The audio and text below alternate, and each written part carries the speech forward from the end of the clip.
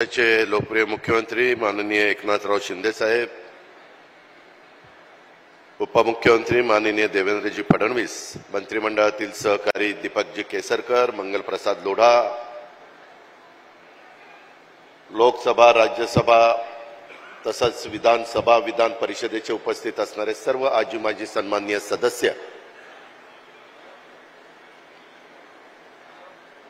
एससीसीचे प्रमुख अजित गुलाबचंदजी, LNTचे SV देसाईजी, सर्व प्रतिष्ठित नागरिक, आपल्या महानगरपालिकेचे आयुक्त श्रीयुत चहल, डॉक्टर अश्विनी जोशी, इतर सर्व अधिकारी वर्ग, जमलेले बंधू भगिनी, पत्रकार मित्र आणि माझ्या तरुण मित्रांनो, बरेच दिवस मुंबईकरांनी प्रतीक्षा केलेली होती की या रोडचं काम पूर्ण होऊन रोड कधी सुरू होणार।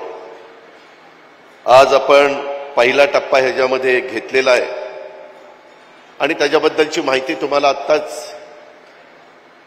संपूर्ण देण्यात आलेली आहे। मुंबईमध्ये मोठा बदल वाहतुकीच्या दृष्टीने करण्याचा प्रयत्न महायुतीच्या सरकारचा आहे। हा सगळा रोड एकदा वापरात आल्यानंतर दुसराही टप्पा सुरू झाल्यानंतर बरीच वेळेची, इंधनाची बचत होणार आहे। आमचा सरकारचा प्रयत्न हा आहे की आज देशामध्ये सगळ्यात जर हवा खराब कुठली आहे तर ते प्रदूषित शहर म्हणून दिल्ली, मुंबई ह्या शहरांची ओळख आपल्याला सगळ्यांना पाहायला मिळते आणि त्याच्याकरताच काही महत्त्वाची पावलं या महायुतीच्या सरकारने उचलली। बऱ्याचदा नागरिकांना माहिती नसतं, स्वतः मुख्यमंत्र्यांनी पुढाकार घेऊन मुंबईतले रस्ते धुवून काढायचे, एकतर मुंबईतले रस्ते काँक्रीटीकरण करायचं आणि वेळोवेळी ते धुवून काढायचे जेणेकरून डस्ट त्याच्यातली कमी करायची। खूप जणांना असं वाटत असेल की बाबा हे पाणी कुठलं वापरतात, प्यायला पाणी नाही आणि रस्ते धुवायला हे निघालेत। वास्तविक सिरियस ट्रीटमेंट प्लांट मधनं निघालेलं पाणी जे पिण्याच्या योग्यतेचं नसतं, परंतु अशा रस्ते वगैरे धुण्याच्या करता किंवा प्लांटेशनच्या करता आपण वापरू शकतो, त्याच्यातून ह्या सगळ्या गोष्टी करतो आणि त्याच्यातनं निश्चितपणे हवेचं प्रदूषण कमी होण्याच्या करता मदत होते। मित्रांनो, मी देखील अनेक वर्ष राजकीय जीवनामध्ये काम करणारा कार्यकर्ता आहे। अनेक सरकारमध्ये मी कामं केलेली आहेत, परंतु आत्ताच्या काळामध्ये तुमच्या सगळ्यांच्या साक्षीनं जो काही प्रकल्प महायुतीच्या सरकारने महानगरपालिकेला विश्वासामध्ये घेऊन हातामध्ये घेतलाय, त्याच्यात नजीकच्या काळामध्ये मुंबईमध्ये मोठ्या प्रमाणावर झाडं आणि ग्रीनरी झाली पाहिजे हाच विचार सरकारने केला, मुख्यमंत्री उपमुख्यमंत्र्यांनी केला आणि जवळपास 250 एकर इथून आपण प्रियदर्शनीला जातो तिथं 250 एकर ग्रीन बेल्ट आणि इथून टनेल काढून सबवेनं पलीकडे आपल्या रेसकोर्सला 125 एकर ग्रीन बेल्ट आपण त्या ठिकाणी करतोय। 300 एकर तुम्हाला इथं ग्रीनरी नजीकच्या काळामध्ये पाहायला मिळेल। अशा प्रकारचे कितीतरी महत्वाचे निर्णय हे महायुतीचं सरकार घेत आहे। स्वतः देशाचे पंतप्रधान नरेंद्र मोदी साहेबांचं व्हिजन आपण सगळेजण बघतो। देश पातळीवर अशाच प्रकारचे प्रकल्प त्यांच्या दूरच्या दृष्टीतनं चाललेले आहेत आणि त्याच प्रकारचे प्रकल्प अनेक, वेळ कमी आहे परंतु अनेक प्रकल्प आपण हातामध्ये घेतलेले आहेत। एवढा मोठा प्रकल्प आज 13-14 हजार कोटीचा असताना 1 रुपया देखील मुंबईकरांना कुठला टोल ह्याच्यावर द्यावा लागणार नाही, अशा प्रकारचा निर्णय देखील राज्य सरकारने आणि महानगरपालिकेने मिळून घेतलेला आहे। जेवढं काही मुंबईकरांच्या करता देता येईल आणि मुंबईकरांचं एकंदरीत आरोग्य पण चांगलं राहील, वाहतुकीची कोंडी त्या ठिकाणी सुटेल आणि मेट्रो असेल, कोस्टल रोड असतील, इतर वेगवेगळ्या मधल्या काळामध्ये पंतप्रधानांनी नावाशेवा ते शिवडी सुरू केलेला ब्रिज असेल, असे कितीतरी महत्वाची कामं आणि त्याच वेळेस काही टनेलची कामं देखील आपण सुरू केलेली आहेत। याच पद्धतीनं आपल्याला सगळ्यांना पुढे जायचं आहे। अनेक अडचणी येतात, कोर्ट कचेऱ्या होतात, सुप्रीम कोर्टामध्ये मॅटर जातात, परंतु आपण आपली भूमिका नीटपणे मांडली तर सुप्रीम कोर्ट देखील त्याच्यामध्ये सकारात्मक अशा प्रकारचा निर्णय देतं। हा अनुभव आम्हाला सगळ्यांना आलेला आहे। तुमच्याही काही विधायक सूचना असतील तर जरूर करा। आताच मुख्यमंत्री उपमुख्यमंत्री मंत्रिमंडळाने आपलं मंत्रालय, आपलं विधान भवन, आपले तिथं छोटे छोटे जे काही बंगले आहेत त्या सगळ्याच्या तिथं जवळपास 7,500 ते 10,000 कोटीचा एक मोठा प्रकल्प आपण नवीन मंत्रालय, नवीन विधान भवन, काही वेगवेगळ्या प्रकारचे IAS ऑफिसर, IPS ऑफिसरला टॉवर, मिनिस्टर लोकांना टॉवर आणि तिथं पण 10-12 एकर 15 एकराची ग्रीनरी, अशा बऱ्याच काही गोष्टी ह्या चांगल्या पद्धतीने ह्याच्या आधीच्या काळामध्ये एवढी ग्रीनरी करण्याचं काम कुठल्याच सरकारच्या काळामध्ये झालं नाही. अशा पद्धतीचं काम आज आपल्या मुंबईकरांच्या करता चाललेलं आहे. तशाच प्रकारे देशामध्ये देखील चाललेलं आहे. आज खूप एक चांगला निर्णय झाला की स्वराज्याचे दुसरे छत्रपती, स्वराज्य रक्षक छत्रपती संभाजी महाराज यांचं नाव या रस्त्याला त्या ठिकाणी देण्यात आलेलं आहे. ज्यांनी सतत शौर्य दाखवलं आणि त्यांनी एक इतिहास निर्माण केला, अशा ह्या छत्रपतींचं नाव ह्या परिसराला, ह्या रोडला दिलेलं आहे. तोही महाराष्ट्राच्या दृष्टीने एक अभिमानाची बाब आहे. ही पण बाब आपण सगळ्यांनी लक्षामध्ये घ्या. स्वराज्य रक्षणाच्यासाठी हौतात्म्य पत्करलेल्या छत्रपती संभाजी महाराजांना मी त्यांच्या कार्याला, त्यांच्या त्यागाला, त्यांच्या स्मृतीला विनम्र अशा प्रकारचं अभिवादन करतो, वंदन करतो. आणि एकंदरीतच हा प्रकल्प होण्याच्या करता ज्या माझ्या सहकारी मित्रांनी पहिल्या टप्प्यातल्या उद्घाटनाच्या निमित्तानं, मग मुंबईचे आयुक्त असतील, अतिरिक्त आयुक्त असतील, या प्रकल्पाशी जोडले गेलेले मुंबई महानगरपालिकेचे माझे सर्व अभियंते असतील, प्रत्यक्ष प्रकल्पामध्ये आणण्याच्या करता ज्यांनी दिवस रात्र मेहनत घेतली, ते कॉन्ट्रॅक्टर असतील, सब कॉन्ट्रॅक्टर असतील, त्याचे सर्व अधिकारी कर्मचारी बंधू भगिनी असतील, गेली 4 वर्ष धूळ माती चिखलामध्ये काम करून हा प्रकल्प ज्यांच्या कष्टातून घामातून साकारला, त्या कामगार बांधवांचा देखील मी आज या उद्घाटनाच्या सोहळ्याच्या निमित्तानं मनापासून आभार मानतो, धन्यवाद देतो, कृतज्ञता व्यक्त करतो. मुंबईकर नागरिक आपल्या परिश्रमाबद्दल नेहमीच ऋणी राहतील असा विश्वास देखील व्यक्त करतो. मुंबईकरांचं पण अभिनंदन करतो की ह्या काळामध्ये प्रदूषण वगैरे सगळ्या गोष्टी होत होत्या, तुम्हाला त्रास होत होता, परंतु तुम्ही तुमची सहनशीलता दाखवली. कारण कुठली कामं हातामध्ये घेतल्यानंतर अनेक अडचणी येत असतात. कधी कधी रात्री अपरात्री कामं चालतात, आजूबाजूच्या लोकांना त्रास होतो, परंतु लोकांनी समज करून घेतला. त्रास काही काळाकरता होईल, परंतु पुढं पिढ्यानपिढ्या सगळ्यांचं कल्याण होणार आहे. म्हणूनच हे सगळं घडलं. ह्याच्यातून मुंबई शहराच्या वैभवामध्ये भर पडलेली आहे. त्याबद्दल पुन्हा एकदा मी ह्याच्यामध्ये ज्यांनी योगदान दिलं, स्वतः मुख्यमंत्र्यांनी सातत्याने पाठपुरावा केला, त्यामुळे हे सगळं घडू शकलं, त्याबद्दल त्यांचं आणि आपल्या सर्वांचं मनापासून आभार मानतो आणि माझे 2 शब्द संपवतो. जय हिंद, जय Maharashtra. Hello hello hello Ajay दादा, धन्यवाद. तुमचं कौतुक सर्वांची ऊर्जा नक्कीच वाढवणार आहे. खासदार राहुल शेवाळे साहेब इथे उपस्थित झालेले आहेत, त्यांचं आपण इथे मनपूर्वक स्वागत करूया. आज पहिला टप्पा आपण पूर्ण केलेला आहे, पण नरिमन पॉइंट पासून दहिसर विरारपर्यंत वेगानं पोहोचण्यासाठी आपल्याला अनेक टप्पे गाठायचे आहेत. ते लवकरात लवकर आपण पूर्ण करणार आहोत. यासाठी सर्वांचं मनपूर्वक अभिनंदन आणि आपण शुभेच्छा देऊया. आणि आता माननीय उपमुख्यमंत्री महाराष्ट्र राज्य देवेंद्र फडणवीस साहेबांना मी विनंती करते की आपलं मनोगत इथं व्यक्त व्हावं.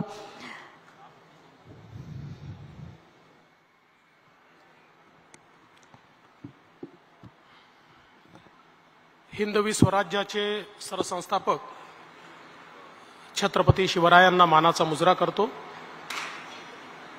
ज्यांच्या नावाने हा सेतू ओळखला जाणार आहे ते धर्मवीर छत्रपती संभाजी महाराज यांनाही मानाचा मुजरा करतो. भारतीय राज्यघटनेचे शिल्पकार भारतरत्न डॉक्टर बाबासाहेब आंबेडकर यांना वंदना अर्पित करतो.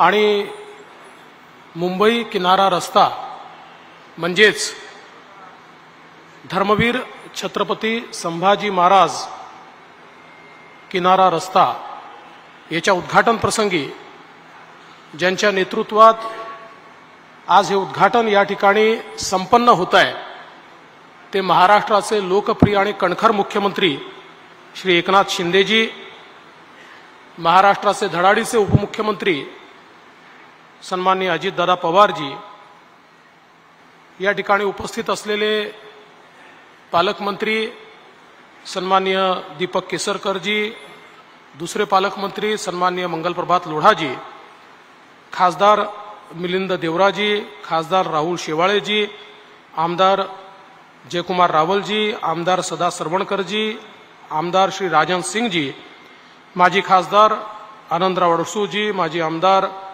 किरण पावसकरजी, विशेषत्वाने ज्यांनी याचं बांधकाम केलं अशा HCCचे श्री अजित गुलाबचंदजी, LNTचे SV देसाईजी, कन्सल्टंट विपुल खुराणाजी, ज्यांच्या नेतृत्वात हे काम अत्यंत वेगानं झालं ते इक्बाल सिंग चहलजी, ज्यांनी खऱ्या अर्थानं हे काम करताना संपूर्ण मेहनत घेतली आणि अतिशय रेकॉर्ड वेळेत हे काम करून घेतलं त्या श्रीमती अश्विनी भिडेजी, श्रीमती अश्विनी जोशीजी, श्री कांडलकरजी, श्री स्वामी, सर्वच मंचावरील मान्यवर आणि उपस्थित भगिनी आणि बंधूंनो, आज मुंबईकरता हा एक अतिशय महत्त्वाचा दिवस आहे की या किनारी रस्त्याचा आपण एक भाग, एक लेन हे आज ओपन करतोय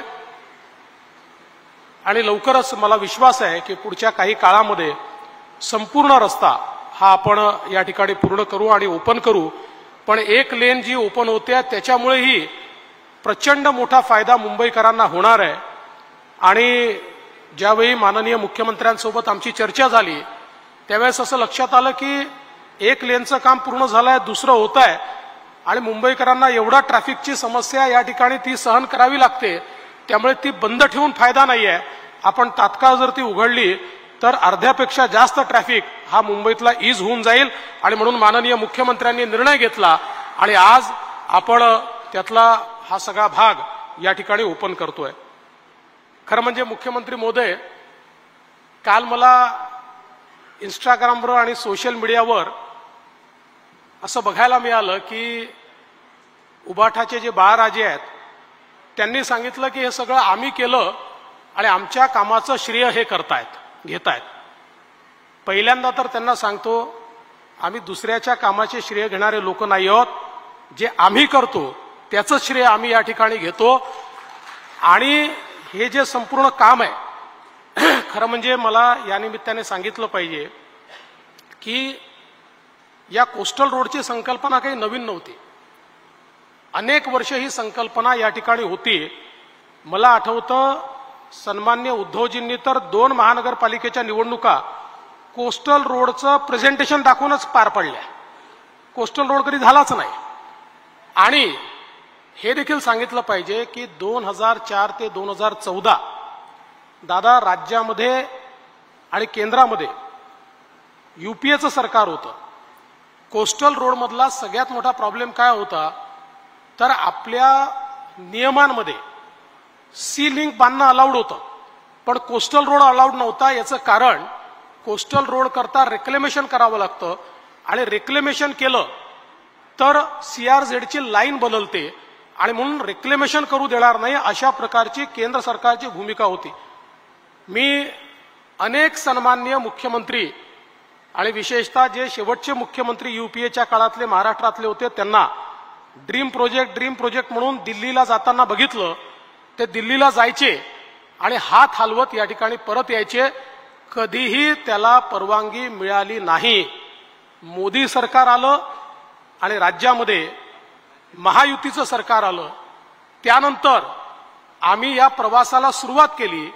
मला आजही आठवतं 5 बैठका केंद्र सरकारसोबत झाल्या आणि यातल्या प्रत्येक प्रॉब्लेमचं सोल्युशन आम्ही त्या ठिकाणी काढू लागलो. ज्यावेळेस असा विषय आला की ठीक आहे आम्ही रेक्लेमेशनला परवानगी देऊ पण रेक्लेमेशनमुळे या ठिकाणी CRZची लाईन बदलेल, आम्ही त्यांना अंडरटेकिंग दिलं. आम्ही सांगितलं आम्ही CRZची लाईन बदलणार नाही, कोस्टल रोड झाला तरी CRZची लाईन तीच असेल, अशा प्रकारचं पहिल्यांदा आम्ही त्यांना एक हे अंडरटेकिंग दिलं. त्यानंतर हा मुद्दा आला, म्हणजे मिटिंगा व्हायच्या प्रत्येक वेळी नवीन मुद्दा यायचा. त्यानंतरचा मुद्दा आला की एवढी मोठी स्पेस तयार होते, 200 एकर स्पेस तयार होते. राज्य सरकार आणि महानगरपालिका या स्पेसमध्ये रिअल इस्टेट तयार करेल आणि त्यातनं सस्टेनेबिलिटी सगळी घालवली जाईल.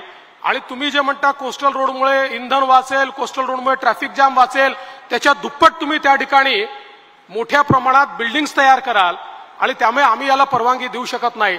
आपण दुसरं अंडरटेकिंग त्यांना दिलं की हा संपूर्ण जो काही लँड तयार होणार आहे, जी जमीन तयार होणार आहे रिक्लेमेशनमुळे, या जमिनीवर पार्क्सच्या व्यतिरिक्त, उद्यानांच्या व्यतिरिक्त, मैदानांच्या व्यतिरिक्त आम्ही एकही बांधकाम करणार नाही. आम्ही पूर्णपणे या ठिकाणी खुल्या पद्धतीनं सगळं डेव्हलपमेंट या ठिकाणी करू, अशा प्रकारचा निर्णय दिला. मला आजही आठवतं की या संदर्भात अनेक बैठका झाल्या. एका बैठकीत शेवटी केंद्र सरकारमध्येही काही फार सगळे हुशार असतात असं नाही आहे, एका तिथल्या ऍडिशनल सेक्रेटरीने टाकून दिलं, म्हणाले याच्यावर पब्लिक ट्रान्सपोर्ट चालला पाहिजे. आणि पब्लिक ट्रान्सपोर्ट पर्यंत ठीक आहे, आम्हाला मान्यच होतं ते. त्यांनी त्याच्यात लिहून पाठवून दिलं ड्राफ्ट नोटिफिकेशन मध्ये, याच्यावर ट्राम चालली पाहिजे. शेवटी पुन्हा मीटिंग घेतली आणि त्या मीटिंगमध्ये मी मंत्र्यांना सांगितलं, म्हटलं मोदी सरकार आहे, आधुनिक सरकार आहे, ट्राम कुठल्या जमानातली आहे, तुम्ही हे आमच्यावर त्या ठिकाणी टाकू शकता की अट एखादी की याच्यावर आम्हाला पब्लिक ट्रान्सपोर्ट चालवायचंच आहे, पण तुम्ही ट्राम चालवा म्हणताय, म्हणजे आम्ही वेगाने पुढे न्यायचं आहे का दुगदुग गाडीमध्ये पुढे न्यायचं आहे. आणि मग ती अट देखील त्या ठिकाणी वगळण्यात आली. अनेक बैठकांमध्ये मला आजही आठवतं की विशेषतः म्हणजे ज्या लोकांनी याचं काम केलं त्यांची तर नावं ही घेतलीच पाहिजे, पण डॉक्टर संजय मुखर्जी आणि प्रवीण परदेशी यांचंही नाव हे मी आवर्जून घेईन की ज्यांनी त्यावेळी या सगळ्या प्रॉब्लेम्समधनं सातत्याने मार्ग हे त्या ठिकाणी काढले. आणि मला आजही आठवतं की जी एक बैठक झाली, त्या बैठकीमध्ये शेवटी मी नाराज झालो आणि मी त्यांना सांगितलं की मी आता मोदीजींकडे जाऊन तक्रार करतो की हे डिपार्टमेंट तुमच्या सरकारप्रमाणे चालत नाहीये. म्हणलं तुम्हाला मोदीजींनी स्पष्टपणे सांगितलं आहे की तुम्हाला तात्काळ याला मान्यता द्यायची आहे. 1.5 वर्ष मी चक्रा मारतोय, महाराष्ट्राचा मुख्यमंत्री 5-5 बैठका घेतो आणि या ठिकाणी त्याला मान्यता मिळत नाही, तुम्ही रोज नवीन त्यात अडथळे टाकता, असं म्हणून मी फार नाराजी त्यावेळी प्रकट केली. पण मला एका गोष्टीचा उल्लेख या ठिकाणी केला पाहिजे. अनिल माधव दवे स्वर्गीय हे एन्व्हायरमेंट मिनिस्टर होते आणि मला माहिती नव्हतं ते आजारी होते. आम्ही शेवटची बैठक लावली. अनिल माधव दवे हे हॉस्पिटलमधनं त्या बैठकीकरता त्या ठिकाणी आले आणि त्या बैठकीमध्ये अनिल माधव दवेजींनी सांगितलं नथिंग डुईंग, आज याचा अंतिम निर्णय होईल, आज याला मान्यता द्यायची आहे. मला सांगितलं की मुख्यमंत्री तुम्ही पोचतपर्यंत आम्ही येत्या 2 दिवसामध्ये फायनल नोटिफिकेशन देतो. अनिल माधव दवेंनी फायनल नोटिफिकेशन काढलं आणि त्यानंतर 15 ते 20 दिवसात ते आपल्यामध्ये नाही राहिले, त्यांचं निधन झालं. त्यामुळे त्यांची देखील आठवण या निमित्ताने करणं अत्यंत गरजेचं आहे, कारण याला जी अंतिम मान्यता आहे ती त्यांच्यामुळे या ठिकाणी मिळाली. आणि त्याच्यानंतरही याच्या मागचं शुक्ल काष्ट संपलं नाही. काम सुरू केल्यानंतर हायकोर्टात पिटिशन झाली, आम्ही हायकोर्टात जिंकलो, सुप्रीम कोर्टात पिटिशन झाली, आम्ही सुप्रीम कोर्टात जिंकलो, सगळीकडे आम्ही जिंकलो आणि हे काम सुरू झालं.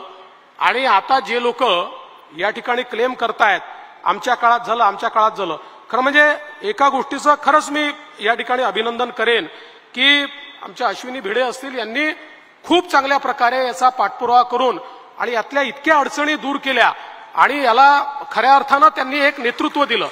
पण सगळ्यात महत्वाचं काय आहे तर मला आजही आठवतं, आता इथे LNTचे देसाई साहेब पण बसले आहेत आणि अजित गुलाबचंदजी बसले आहेत. हे कधीच बोलणार नाही कारण त्यांना जन्मभर काम करायचं आहे, पण मी विरोधी पक्ष नेता होतो.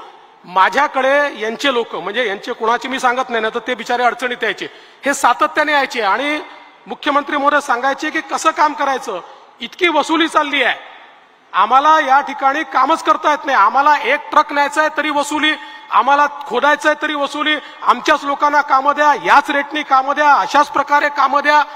अशा प्रकारचा आता कोण त्यावेळी इकडे आमदार होते वगैरे मी ते काही बोलणार नाही, ते सगळ्यांना माहिती आहे कोण काय करत होतं. पण अशा प्रकारचं इतक्या मोठ्या प्रमाणात त्यांच्यावर दबाव असायचा. हा रस्ता पूर्ण झाला कारण सत्ता बदल झाला आणि एकनाथ शिंदेजी मुख्यमंत्री झाले, नाहीतर अजून 2-4-5 वर्ष हा रस्ता पूर्ण झाला नसता. शिंदे साहेब मुख्यमंत्री झाले आणि त्यांनी या ठिकाणी सूत्र हातामध्ये घेतले आणि स्वतः लक्ष घालून यातल्या अडचणी दूर केल्या, याच्यामध्ये जे ब्लॅकमेलिंग करत होते त्यांना दूर केलं आणि विशेषतः शेवटचा जो स्पॅन आहे त्या स्पॅनमध्ये आपल्या कोळी समाजाची सातत्याने मागणी होती की हा स्पॅन वाढला पाहिजे. त्या संदर्भात बैठका घेऊन म्हणजे हे देखील सांगितलं पाहिजे की ते लोक उद्धवजींकडे पण गेले होते, पण उद्धवजींनी त्यांना एंटरटेनही केलं नाही. पण ज्यावेळेस ते मुख्यमंत्र्यांकडे आले, मुख्यमंत्री मोदयांनी आम्हाला बोलवलं, बैठक घेतली आणि हा स्पॅन वाढवण्याचा निर्णय आणि आपल्या कोळी समाजाला त्या ठिकाणी न्याय देण्याचा निर्णय घेतला. सातत्याने याचं मॉनिटरिंग करून हा वेळेत रस्ता झाला पाहिजे. म्हणजे याला नवीन सरकार आल्यानंतर आलेली जी गती आहे ही गती जर आपण बघितली, आणि चहल साहेब तुमचं देखील मी मनापासून अभिनंदन करतो, कारण तुम्ही याच्यामध्ये ज्या प्रकारे गो गेटरची भूमिका केली आणि अत्यंत वेगाने हे काम या ठिकाणी करण्याकरता मदत केली, तुमचं खरोखर मनापासून अभिनंदन आहे. पण याचं खरं म्हणजे हे सगळं का होऊ शकलं तर राज्यातले मुख्यमंत्री खंबीर होते आणि ते पूर्ण ताकदीने या प्रकल्पाच्या मागे उभे राहिले. वारंवार याचं इन्स्पेक्शन केलं, जिथे जी अडवणूक होत होती ती अडवणूक दूर केली आणि म्हणून आज हा कोस्टल रोड या ठिकाणी होतोय. आणि म्हणून जे लोक नुसते ट्विटर आणि इंस्टाग्रामवर आणि फेसबुक लाईव्हवर या ठिकाणी श्रेय घेतात, आणि एक गोष्ट अजून सांगितली पाहिजे, म्हणजे त्यांच्यातला आणि आमच्यातला फरक काय हा लोकांना कळला पाहिजे. हे सगळं ज्यावेळेस करून आणल्यानंतर 3 ऑप्शन आमच्या समोर होते. त्यावेळेस आपल्याला लक्षात असेल मुख्यमंत्री महोदय, आपलं ऑप्शन होतं MSRDCनी करावं, दुसरं ऑप्शन होतं MMRDAनी करावं, तिसरं ऑप्शन होतं कॉर्पोरेशननी करावं. मला उद्धवजी म्हणाले नाही मी याचं प्रेझेंटेशन केलंय त्यामुळे कॉर्पोरेशनला करू द्या. मी तेव्हा मुख्यमंत्री महोदयांना सांगितलं, ते माझे मंत्री होते, म्हटलं जाऊ द्या MMRDA, आपण पुढची लिंक जी आहे जी बांद्रा टू वर्सोवा ती आपण करू आणि हे आपण महानगरपालिकेला त्या ठिकाणी करू देऊ. पण मला अत्यंत आश्चर्य वाटतं मिलिंदजी की हे सगळं करून मी आणलं आणि ज्या वेळेस याचं भूमिपूजन करायचं होतं रातोरात भूमिपूजन ठरवलं आणि मी मुख्यमंत्री होतो, मला भूमिपूजनाला देखील उद्धवजींनी बोलवलं नाही. पण आम्ही त्याच्यामुळे श्रेयाकरता आम्ही कधी लढलोच नाही. म्हणजे चालू असलेली अंडरग्राऊंड मेट्रो रोखणारे ते, आणि त्यांनी मला मी मुख्यमंत्री होतो, मी कमिशनरला सांगू शकलो असतो भूमिपूजन होणार नाही, मी कमिशनरला सांगू शकलो असतो आसपासना प्रकल्प तुमच्याकडनं काढून टाकला, हा मी MMRDAला देतो किंवा मी आपल्या MSRDCला देतो. मी कधी हे केलं नाही, कारण आम्हाला मुंबईचा विकास हवा आहे. आमच्यापेक्षा मुंबई मोठी आहे, आमच्या श्रेयापेक्षा मुंबई मोठी आहे. अरे एखादा देवेंद्र फडणवीस राहील जाईल त्यांनी काय फरक पडतो, पण मुंबईचं जे इन्फ्रास्ट्रक्चर आपण तयार करू शकलो आहे त्यामुळे मुंबईकर जन्मभर आपलं नाव घेणार आहेत. मुंबईकरांच्या जीवनामध्ये एक मोठं परिवर्तन आपण या ठिकाणी करतोय. त्यामुळे कोत्या मनाची लोक काय असतात आणि मोठ्या मनाची लोक काय असतात हे याच्यातनं निश्चितपणे आपल्या लक्षात येईल. आणि म्हणून मी सगळे कधी बोललो नसतो, पण काल ज्यावेळेस मी बघितलं की ज्या लोकांनी केवळ याच्यामध्ये स्फोट टाकण्याचं काम केलं ते श्रेय घेण्याचा प्रयत्न करतात, त्यावेळेस माझ्या लक्षात आलं की कधीतरी सत्य सांगितलं नाही तर लोकांना खोटं बोललेलंच खरं वाटतं. आणि म्हणून आज सत्य या ठिकाणी सांगितलंय. आणि आता आमच्या मुख्यमंत्र्यांच्या नेतृत्वात जो लूप आम्ही तयार करतोय, बांद्रा वर्सोवाचं काम सुरू आहे. वर्सोवापासनं मडपर्यंतचा तुम्ही टेंडर केलेला आहे, त्याच्या पलीकडे विरारपर्यंतचा जो काही रस्ता आहे त्यालाही आता आपल्याला जायका त्या ठिकाणी फंड करू शकते, अशा प्रकारची परिस्थिती तयार झाली आहे. आणि त्यामुळे आपल्याला लवकरच मुंबईपासून विरारपर्यंत आणि मुख्यमंत्र्यांना पालघरपर्यंत न्यायचं आहे, अशा प्रकारची संपूर्ण लिंक ही या ठिकाणी तयार होईल. आणि आपल्याला माहिती आहे विरारपासून अलिबागपर्यंत एक कॉरिडॉर आपण तयार केला आहे आणि अलिबाग विरार कॉरिडॉरला आपला हा जो काही अटल सेतू आहे तो अटल सेतू जॉईन होतो. म्हणजे पहिल्यांदा मुंबईला एक रूप, एक लिंक, अशा प्रकारचा एक रिंग रोड आपण तयार करतोय की ज्याच्या माध्यमातून MMR रिजन मधनं कुठल्याही भागातनं MMR रिजनच्या कुठल्याही भागामध्ये 1 तासाच्या आत येता येईल. माननीय देशाचे प्रधानमंत्री मोदीजी यांच्या नेतृत्वात आम्ही जो संकल्प केला होता की 1 तासाच्या आत मुंबईमध्ये आपल्याला त्या ठिकाणी कम्युटेशन करता आलं पाहिजे, हे पूर्ण होत आहे.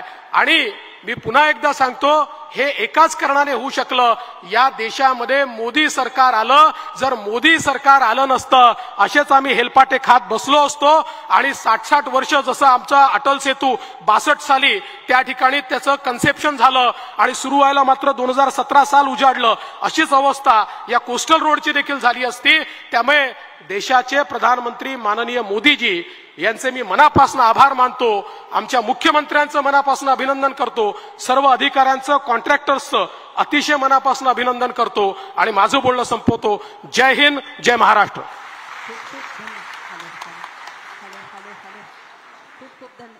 खूप खूप धन्यवाद फडणवीस साहेब.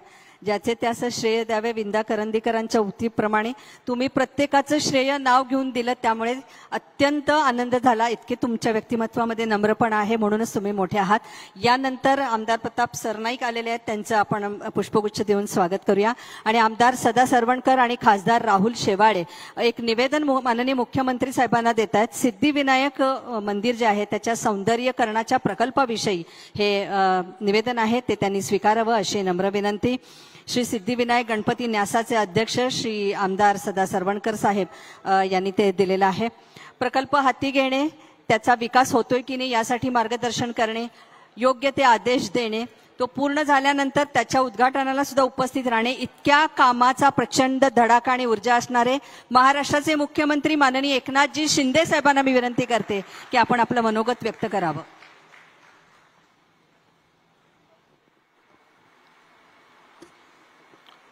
छत्रपती संभाजी महाराज की. संभाजी महाराजांचं नाव याला दिलंय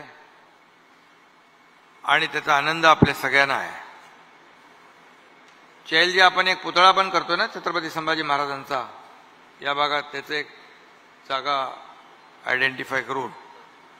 आजचं खरं म्हणजे कोस्टल रोड लोकार्पण सोहळ्याला उपस्थित आपल्या राज्याचे लोकप्रिय उपमुख्यमंत्री देवेंद्र फडणवीसजी, आदरणीय उपमुख्यमंत्री अजितदादा पवारजी, पालकमंत्री मंगलप्रभात लोढा, पालकमंत्री दीपक केसरकर, खासदार राहुल शेवाळे, खासदार मिलिंद देवरा, आमदार सदा सरवणकर, आमदार राजहंस सिंग, माजी खासदार आनंदराव अडसूळ, SCCचे अजित गुलाबचंद, त्याचबरोबर LNTचे SV देसाई, जयकुमार रावल आमदार आपले, आमदार प्रताप सरनाईक, पावसकर, आयुक्त चहल, ज्यांनी या प्रकल्पामध्ये खूप अतिशय मेहनत घेतली, ते आपल्या अश्विनी भिडे, अश्विनी जोशी, सुधाकर शिंदे, व्यासपीठावरील सर्व सन्माननीय मान्यवर आणि उपस्थित या भागातील सर्व बांधव भगिनी आणि पत्रकार मित्रांनो. खरं म्हणजे मुंबईकरांचं एक स्वप्न हे कोस्टल रोडचं होतं आणि हे स्वप्न पूर्ण केल्याबद्दल मी मुंबई महापालिकेचं अभिनंदन करतो, त्यांना शुभेच्छा देतो, त्यांना धन्यवाद देतो आणि ज्यांनी ज्यांनी याच्यामध्ये सहभाग घेतला त्या सगळ्यांचं अभिनंदन करतो. गेल्या 1.25 वर्षामध्ये या मुंबईत ज्या प्रमाणात कामं सुरू आहेत ते आपण पाहतोय आणि या कोस्टल रोडमुळे 10 किलोमीटरचा कोस्टल रोड एक टप्पा झालाय, दुसरा टप्पा मे महिन्यामध्ये होईल आणि हा कोस्टल हायवे दहिसरपर्यंत जाणार आहे 53 किलोमीटर. म्हणजे आता वरळी सिलिंगवरून आपण वर्सोवा आणि वर्सोवा भाईंदर दहिसर हा 53 किलोमीटरचा, आता जिकडे जर जायचं असेल तर 2 तास लागतात. मला वाटतं 1 तासापेक्षा कमी वेळ याला लागेल, वेळ वाचेल, इंधन कमी होईल, पोल्युशन कमी होईल, ध्वनी प्रदूषण कमी होईल, याचा फायदा एवढा सगळा आहे. आणि म्हणून हा जो खऱ्या अर्थाने आम्ही जे काही सरकारच्या माध्यमातून काम करतोय त्याचा फायदा सर्वसामान्य लोकांना होतोय. गेल्या आठवड्यात 15 पंधरवड्यामध्ये आपण अटल सेतूचं लोकार्पण केलं आदरणीय प्रधानमंत्री महोदयांच्या शुभ हस्ते. एक गेम चेंजर प्रकल्प. तिथे 2 तास लागायचे तिथे 20 मिनिटांमध्ये माणूस पोहोचतो. हे खऱ्या अर्थाने फक्त रस्ता नाही, हा सिंगल लॉंगेस्ट सी ब्रिज 22 किलोमीटरचा देशातला पहिला आणि त्याचं महत्त्व आपल्या सगळ्यांना जनतेला या ठिकाणी कळतंय. असे प्रकल्प वेळेमध्ये पूर्ण करण्याचं काम आणि हे प्रकल्प देवेंद्रजी मुख्यमंत्री असताना भूमिपूजन झाली, आदरणीय प्रधानमंत्री महोदय भूमिपूजनाला होती. असे अनेक प्रकल्प जे आहेत लोकार्पणाला देखील आम्हाला आदरणीय प्रधानमंत्री महोदयांना बोलवण्याची संधी मिळाली आणि या वेगाने हे सगळे प्रकल्प आम्ही पुढे नेले. खऱ्या अर्थाने हा सगळ्यात महत्त्वाचा असा अतिशय ॲडव्हान्स टेक्नॉलॉजी वापरून हा कोस्टल रोड केला आहे. आणि ज्याला आपण इंजिनिअरिंग मार्वल म्हणू शकतो की एक सगळं म्हणजे नवीन सिस्टीम इथे केली आहे. टनेल पण मला वाटतं खूप मोठ्या व्यासाचं आहे. इथे सकार्डो प्रणाली वापरलेली आहे. त्याचबरोबर इथे दोन्ही टनेलमध्ये कधी एका टनेलमध्ये काही अपघात झाला तर तिथून दुसऱ्या टनेलमध्ये जाण्यासाठी जवळपास व्हेकलर अंडरपास 2 ठेवले, बाकी लोकांसाठी देखील जाण्यासाठी 8 ठेवलेले आहेत. पूर्णपणे सुरक्षेची काळजी घेतलेली आहे. फायर फायटिंग असेल, इतर ज्या काही गोष्टी आहेत, बाबी आहेत, त्या सर्व या मुंबईकरांच्या सुरक्षेच्या दृष्टीने अतिशय महत्त्वाचं काम या कोस्टल आपला हायवे आहे त्याच्यात घेतलंय. आज आपण वरळी ते मरीन ड्राईव्ह हा सुरू करतोय. उर्वरित मेपर्यंत पूर्ण होईल. आणि खऱ्या अर्थाने आपण म्हणतो की केल्याने होत आहे, आधी केल्याचं पाहिजे, पण पूर्वीच्या सरकार त्याच्यावर विश्वास नव्हता मला वाटतं, आणि म्हणून याला फार विलंब लागत होता. मला आठवतंय की देवेंद्रजी मगाशी म्हणाले की कुणीतरी त्या इंस्टाग्राम आणि याच्यावर आम्ही केलेलं काम काय, त्याच्यात तुम्ही तर अडथळे किती घातले, स्पीड ब्रेकर टाकले, हा कसा लेट होईल ते पाहिलं, आणि याला सगळ्या लागणाऱ्या केंद्राच्या आणि सुप्रीम कोर्टाच्या जे काही केसेस होत्या, पर्यावरणाच्या सगळ्या परवानग्या देवेंद्रजी मुख्यमंत्री होते त्यावेळेस त्या सगळ्या मिळवल्या, आणि म्हणून तर हा कोस्टल हायवे इतक्या जलद गतीने होतोय. पण शेवटी केलेल्या कामाचं श्रेय द्यायला त्याला मनाचा मोठेपणा लागतो. कद्रू वृत्तीचा माणूस कधीच देऊ शकत नाही. गरज सर्व आणि वैद्य मरू अशी सगळी लोक असतात. त्यामुळे आता त्याच्यावर काय बोलायचं. आणि मी एकच सांगतो, इथे कोळी बांधव आलेले आहेत. या कोळी बांधवांचा जो तो काही 2 पिलर मधला स्पॅन मोठा पाहिजे होता, त्या 60 मीटरचा 120 पाहिजे होता. स्थानिक आमदार असतील, त्यावेळचे मुख्यमंत्री असतील, त्यांच्याकडे सगळे कोळी बांधव भगिनी गेल्या, परंतु ते होणार नाही, टेक्निकली शक्य नाही. मी जेव्हा मुख्यमंत्री झालो, मी देवेंद्रजी आणि आयुक्तांना बोलवून आम्ही सांगितलं 2 पैसे जास्त खर्च होतील, पण कायमचा हा कोळी बांधवांचा प्रश्न सुटेल. 120 मीटरचे स्पॅन आपण करूया. आणि तो निर्णय घेतला आपण. कशासाठी प्रकल्प कोणासाठी करतो आपण? लोकांसाठी, सर्वसामान्य माणसांसाठी त्याचा फायदा त्यांना झाला पाहिजे. आणि म्हणून हे सरकारने तात्काळ निर्णय घेतला आणि ते कामही सुरू झालं. थोडं आता ते मे मध्ये तेही सगळं कंप्लीट होईल. उद्या भविष्यामध्ये अडचण नको. आणि ज्यांच्या कोळी समुद्र म्हणजे आपले कोळी बांधव, हा दर्याचा राजा, त्याला का नाराज करायचं? हा मूळ भूमिपुत्र आहे. या मुंबईमध्ये त्याचा अधिकार सगळ्यात पहिला आहे, आणि म्हणून त्याला कुठल्याही परिस्थितीत नाराज करायचं नाही असं धोरण आम्ही घेतलं आणि तो निर्णय पण घेऊन टाकला. आणि चहल साहेबांनी तो मान्यही केला. अगोदर त्यांना सांगत होते टेक्निकल पॉइंट आहे, असं आहे तसं आहे, पण मी सांगितलं टेक्निकल आम्हाला माहित नाही. हा स्पॅन वाढला पाहिजे आणि इथून हा 120 मीटरचा झाला पाहिजे. त्याला कोणी आर्किटेक्ट आणा, इंजिनियर आणा, ते तुमचं काम आहे, आमचं काम नाही. आणि मग ते झाला निर्णय. मला वाटतं किरण पावसकर तेव्हा सगळ्यांना घेऊन आलेले. आणि म्हणून या असे निर्णय आपण घेतो. आणि त्यावेळेस देखील अनेक लोक आता खरं म्हणजे सांगतात की कसं काय, त्यावेळेस देखील भूमिपूजनाला बोलवलं नाही आपण म्हणालात. बोला त्याला काय मोठं म्हण लागतं ना. पहिला अगोदर आपण MSRDCतून करत होतो, MSRDC किंवा MMRDA, पण हट्टापायी नाही BMCनी करायचं. ठीक आहे, का करायचं ते मी बोलत नाही. इथं बसलेले समोरचे लोक आहेत, त्यांना माहित आहे. आणि राहुल शेवाळे पण इकडे आहे. का करायचं BMCने त्याच्यात मी जात नाही. रस्ता झाला पाहिजे, प्रोजेक्ट झाला पाहिजे, हे आपल्याला महत्वाचं आहे. आणि म्हणून पण ज्याच्यामुळे हे सगळं घडून आलं, परवानग्या मिळाल्या, सगळ्या ज्या काही अडचणी किचकट बाबी होत्या त्या सोडवल्या. साधं एक आपलं हे असतं आणि राज्याच्या मुख्यमंत्र्याला डावलून अशा प्रकारची कामं अनेक केली. पण त्यावेळेस आम्ही सगळ्यांनीच मौनाचा मोठेपणा दाखवला आणि ज्यांना कोतेपणा दाखवायचा त्यांनी दाखवला. असू द्या. आज काही लोक म्हणतात मी इकडे उभा राहतो, मी तिकडे उभा राहतो, मतदारसंघ नवीन शोधतो. पण मी एकच सांगतो, जिथं ज्या लोकांनी निवडून दिलं त्यांना तर न्याय द्या. हा वरळीतला हा विषय होता. जर कोळी बांधव आहेत त्यांना आपण न्याय देऊ शकला नाहीत, आणि इथे ज्या धोकादायक इमारती आहेत, SRAचे प्रकल्प आहेत, रखडलेले प्रकल्प आहेत, या सगळ्यांना न्याय दिला पाहिजे. आणि आपल्याला आमदाराचं काय काम असतं, मुख्यमंत्र्याचं काय काम असतं?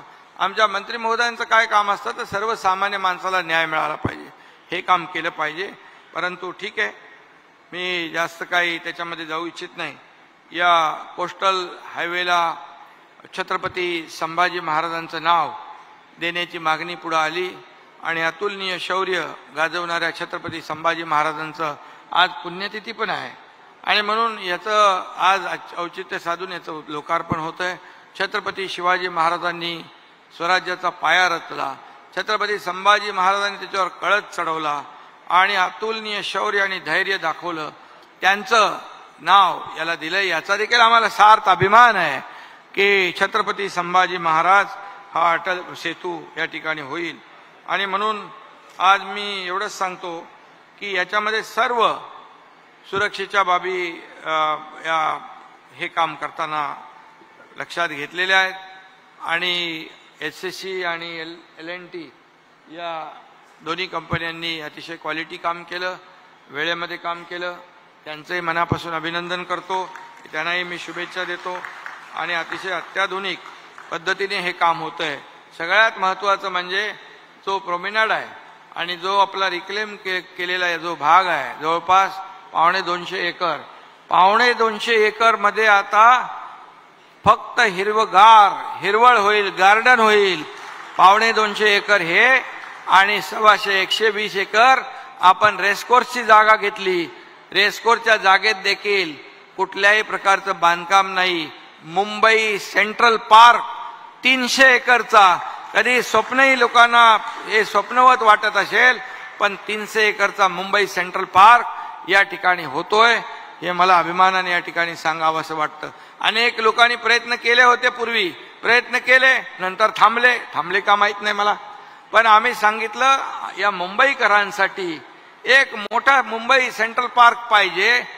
जगभरातल्या काही थीम असतील त्या वापरून इथे आपण त्यांना एक 300 एकर मध्ये मोठी सुविधा जर दिली तर आताच्या धकाधकीच्या आयुष्यामध्ये एक मोठा ऑक्सिजन पार्क निर्माण होईल आणि तो रेसकोर्स आणि हे टनेलच्या माध्यमातून आपण हे 250 एकर ते 120 एकर असं जवळपास 300 एकरचं मोठं उद्यान या मुंबईमध्ये होईल. आपल्या मुंबईकरांना त्याचा लाभ घेता येईल. हा मोठा प्रकल्प आहे आणि त्यासाठी देखील काही लोकांनी मध्ये काड्या करण्याचा प्रयत्न केला, पण ते सगळं आम्ही बाजूला केल्या आणि आता पूर्णपणे त्या प्रकल्पाला चालना मिळते. अतिशय आंतरराष्ट्रीय दर्जाचं हे मुंबई सेंट्रल पार्क होईल आणि त्यासाठी देखील मी मुंबई महापालिकेला धन्यवाद देतो. चहल यांनी खूप चांगली भूमिका त्याच्यामध्ये वटवलेली आहे. एवढ्या लवकर फास्ट त्यांनी काम केलं आणि त्यामुळे सदा काय हाय चालेल माझं आणि त्यामुळे एवढं मोठं 300 एकराचं मुंबईमध्ये सेंट्रल पार्क हे आपलं स्वप्नवत वाटणारं हे काम आज आपल्या महायुतीच्या काळामध्ये होतंय. मी उपमुख्यमंत्री देवेंद्रजी, अजितदादा आम्ही ठरवलं की मुंबईकरांना आपण काय देऊ शकतो, तर मुंबईकरांना 300 एकराचं गार्डन जर दिलं आपण तर मुंबईकरांना एक विरंगुळा सकाळपासून संध्याकाळपर्यंत अगदी लहान थोरापासून महिलांपासून ज्येष्ठांपर्यंत सगळ्यांना त्याचा फायदा घेता येईल. त्याचबरोबर मुंबईकर जो आहे मुंबईच्या बाहेर फेकला गेलाय, त्यासाठी देखील आम्ही कायदे बदलतोय, नियम बदलतोय. रिडेव्हलपमेंटचे प्रकल्प रखडलेत, SRA रखडलेत, धोकादायक इमारती रखडल्यात, या सगळ्या रखडल्यात.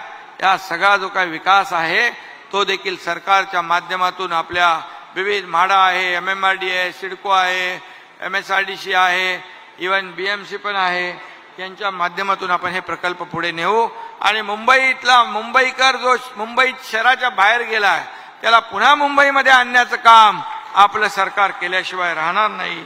आणि म्हणून इथे हिरवळ, जास्तीत जास्त हिरवळ आपल्याला हे अर्बन फॉरेस्ट म्हणतो डीप क्लीन ड्राईव्ह मध्ये, हे अर्बन फॉरेस्ट आपण म्हणतो, तसंच तिथे मोठ्या प्रमाणावर एक आपल्याला करता येईल ती संधी या मुंबई सेंट्रल पार्क मध्ये मिळेल. आणि त्यासाठी मुंबई महापालिकेचे चहल त्यांची टीमचं मी पुन्हा एकदा अभिनंदन करतो आणि सदा सरवणकर यांनी मला सिद्धिविनायक मंदिरासाठी एक चांगलं सिद्धिविनायक मंदिराचं एक DPR चांगला झाला पाहिजे, सिद्धिविनायक मंदिर अतिशय उत्कृष्ट झालं पाहिजे, अशा पद्धतीची मागणी केलेली आहे. तर चहल यांना मी ऑलरेडी सांगितलं होतं की आपण उज्जैन महाकाल मंदिराचा जो आर्किटेक्चर आहे तो आर्किटेक्ट या ठिकाणी नेमावा आणि अतिशय भव्य दिव्य असं ज्याला जे करता येईल सिद्धिविनायक मंदिर, ते 500 कोटी रुपये मुंबई महापालिकेने त्यासाठी त्याची तरतूद केलेली आहे. त्याबद्दल देखील मुंबई महापालिकेला मी मनापासून धन्यवाद देतो आणि आपल्या सगळ्यांना खूप खूप शुभेच्छा. ज्यांनी ज्यांनी या कोस्टल हायवे रोडमध्ये सहभाग घेतलेला आहे त्यांना सगळ्यांना मनापासून त्यांचं अभिनंदन, धन्यवाद. जय हिंद, जय महाराष्ट्र.